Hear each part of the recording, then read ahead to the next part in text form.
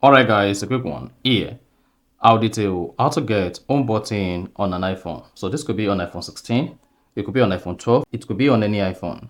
So if at the end of this you found this offer informative, please don't forget to like and then subscribe. Now to get home button on your iPhone, all you need to do is press the settings app to open it. On the settings page, scroll down, locate and click on accessibility. Once you selected accessibility, scroll down, locate and click on touch. Locate and click on assistive touch. Then turn on assistive touch. Then you should have this particular button. Then drag it here. Now to customize this button, you can just press and hold it. Then you should see the app menu. Now to return to the home screen, click on the home button, and this is going to take you back to the home screen. However, if you want to customize your action, come to custom action, click on single tap.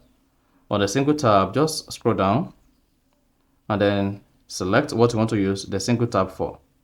So here, you can use your single tap for lock screen, screen rotation, but let's use single tap for home screen. And that is it. Now, you can customize double tap or long press. But in this case, you want to make this a home button. Now, to use this as home button, just go ahead and click on it once. Set up, you'll be taken back to the home screen on your iPhone.